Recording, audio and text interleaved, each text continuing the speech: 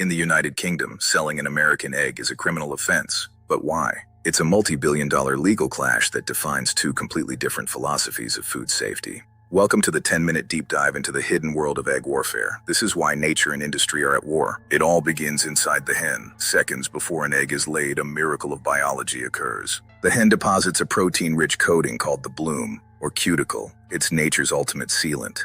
This layer seals thousands of microscopic pores, preventing bacteria from entering while keeping moisture in. Evolution spent millions of years perfecting this shield. It's designed to keep an embryo safe in a dirty world. Britain believes in this shield. In the UK, food law is built around protecting the bloom at all costs. That's why British eggs sit on the counter. They don't need refrigeration because nature already did the work. In fact, British law explicitly forbids commercial egg washing. It keeps the barrier intact. But cross the Atlantic and everything changes. In America, the USDA demands the exact opposite. All commercial American eggs must be power washed with detergent and sanitized. It seems cleaner on the surface. But there's a fatal flaw. The wash strips the bloom away entirely. The egg is now biologically naked.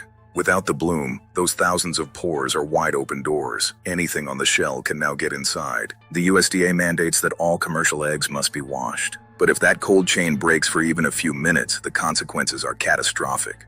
When a cold egg warms up, it sweats. This condensation pulls surface bacteria straight through the open pores. Inside, the egg becomes a perfect incubator. Salmonella thrives in these warm, moist conditions. Britain's approach was forged in fire. In 1988, a massive Salmonella scare almost destroyed the UK industry. From the ashes of that crisis, the British Lion Mark was born, the strictest egg safety standard in the world. The real secret isn't just the bloom. Britain mandates the vaccination of every single laying hen against Salmonella. In the US, vaccination is largely voluntary. Many farms rely on washing and refrigeration instead. It's a gamble. Consider the 2010 US outbreak. Over 500 million eggs were recalled after thousands of people got sick. During that same decade, the UK had almost zero comparable outbreaks. The vaccination and bloom strategy worked. So why doesn't the US just switch? It's a matter of massive industrial scale and economic inertia. Retrofitting the entire US egg industry would cost billions. It's easier to keep washing and cooling. This became a flashpoint during Brexit trade talks. The US wanted Britain to lower its guard and accept washed eggs. The British public revolted. For them, it wasn't just about eggs. It was about protecting their health philosophy. It's the same logic behind chlorinated chicken. One system cleans the filth, the other prevents the filth from existing. It's a fundamental split, prevention at the source versus reaction at the end of the line. Which do you trust more?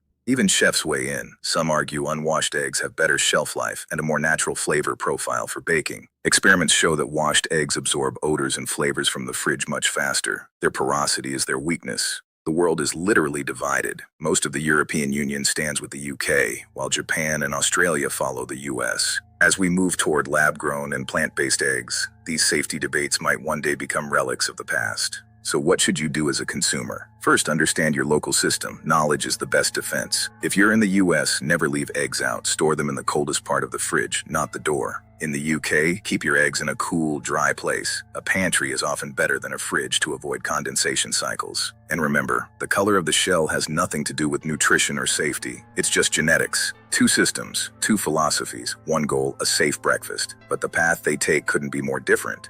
The egg is a simple object, but it's at the center of a global war for trust in our food system. So which system is actually safer? Drop a comment below. Where do you stand?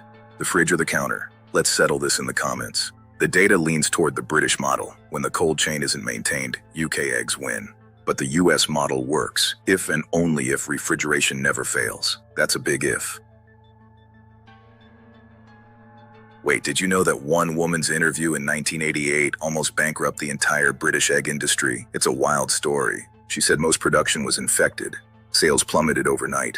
Millions of eggs were smashed. Millions of hens culled. It forced the UK to completely rebuild. That's why their standards are so obsessed with hygiene and vaccination today. The US, meanwhile, focused on efficiency. Washing allowed them to process millions of eggs an hour in massive centralized facilities. But that efficiency creates a scalability paradox. One mistake in a massive plant can infect an entire region. Scale is both a strength and a weakness. Then there's the issue of antibiotics. UK standards often limit them more strictly, relying on vaccination and the bloom instead.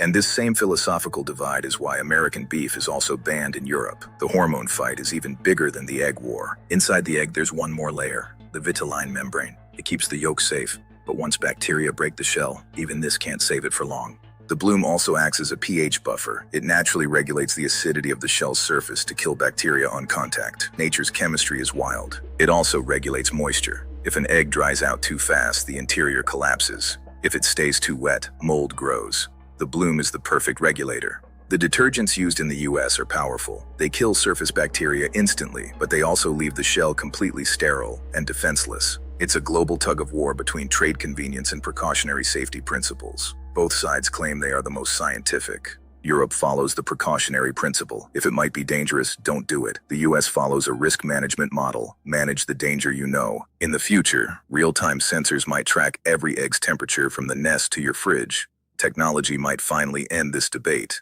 Imagine scanning an egg and seeing its entire history. No more mystery, no more fear, just pure data. What about you? If you could choose today, would you prefer the industrial wash or the natural shield? Give us your vote. Don't be fooled by labels. Organic doesn't mean unwashed in the US. Even organic eggs go through the industrial scrub.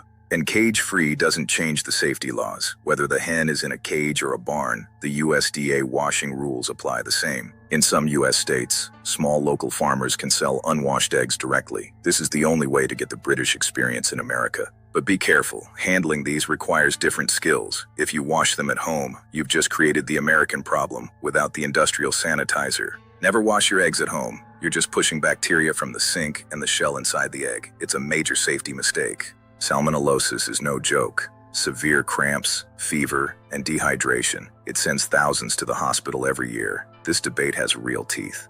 For the elderly and young children, these food safety rules aren't just bureaucracy. They are life-saving protections. That's why the standards are so high. Because we can't trade eggs easily between the US and Europe, global prices fluctuate differently. We are isolated in our own food bubbles. When bird flu hits the UK, they can't just import American eggs to fill the gap. Their laws literally prevent it. It makes the system more fragile during a crisis. But the UK argues their system is more resilient in the long run. By vaccinating, they stop the virus at the biological level, not just the industrial level. It only costs a few pennies per egg to vaccinate. British farmers say it's the best investment they ever made. The US industry disagrees. The US poultry lobby is powerful. They argue that washing is more efficient for the American consumer's demand for low prices and high volume. Ultimately, we pay for safety in different ways. In Britain, it's built into the production cost. In the US, it's built into the refrigeration and energy bills. Think about the energy. Millions of fridges running 24/7 just because we wash the bloom off. It's an environmental issue too.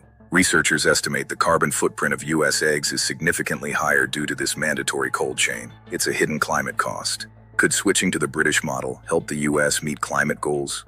Some environmentalists think it's a low-hanging fruit or a low-hanging egg. Our kitchen habits are cultural deeply. An American would be horrified to see eggs on a counter. A Brit would find it a waste of fridge space. Trust is a habit. Psychologically, clean doesn't always mean safe. We have been trained to trust the sparkle of a detergent wash shell, even when it's biologically weaker. Experts say the clean look of US eggs is a marketing triumph as much as a safety protocol. We eat with our eyes first. The real filth isn't what you see, it's what you don't. Salmonella can live on a shell that looks perfectly white and pristine. Washing can't catch everything. And remember, washing only cleans the outside. If the hen is infected, the salmonella is already inside the yolk before the shell even exists. Washing is useless then. This is why the UK's vaccination strategy is the real MVP. It stops the bacteria from ever entering the egg in the first place. It's internal defense versus external cleaning. So, to summarize, the UK protects the shield and the source. The US cleans the surface and relies on the cold. Two worlds, one egg.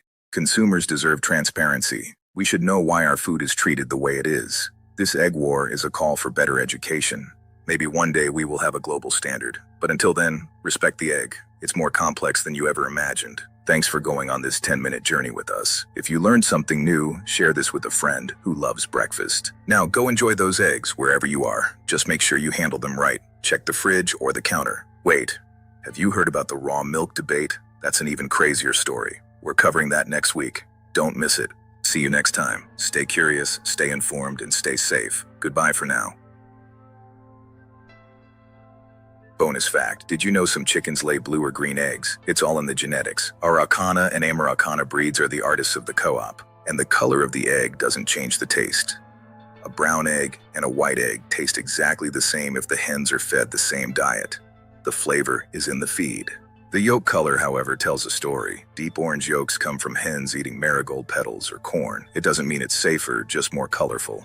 Ever found a double yolk? It's like winning the egg lottery. It usually happens with young hens whose cycles aren't perfectly synchronized yet. Good luck. Want to know if your egg is fresh? The float test.